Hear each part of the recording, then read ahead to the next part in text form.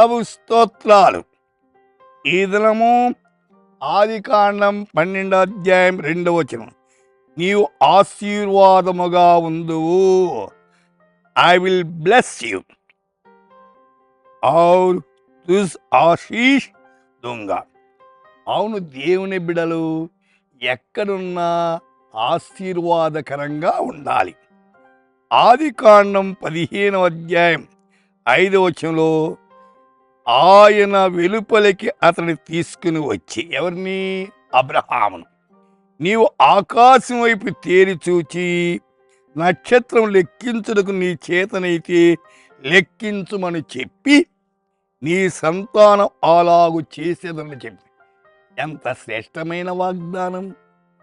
అబ్రహాము కల్దీయ దేశములో ఊరనే గ్రామంలో ఉంటుండగా దేవుడు పిలిచాడు.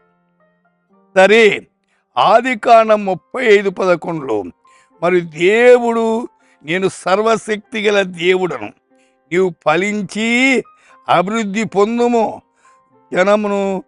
జనముల సమూహమును నీ వలన కలుగును, రాజులు నీ గర్భవాసమున పుట్టెదరు అనెను.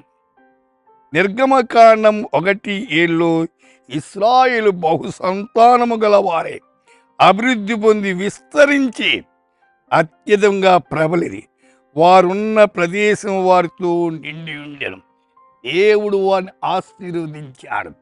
సృష్టిలో కూడా ఆదాముతో చెప్పిన మాట ఏమిటి? మీరు ఫలించి అభివృద్ధి పొందాలి. అది శ్రేష్టమైనటువంటిది.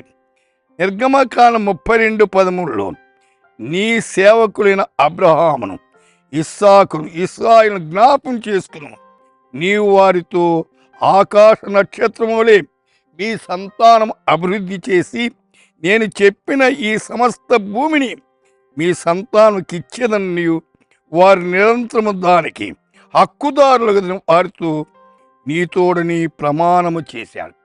దేవుడు ప్రమాణము తప్పడండి, మాట ఇచ్చి తప్పేవాడు కాదు. సోదరి, సోదరుడా, నీ జీవితంలో కూడా దేవుడు మాట ఇస్తే తప్పడు, తప్పకుండా నెరవేరుస్తాడు. ప్రార్థన చేద్దాం.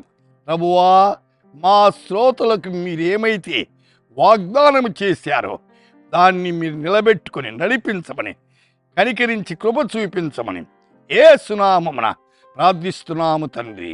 ఆమేన్.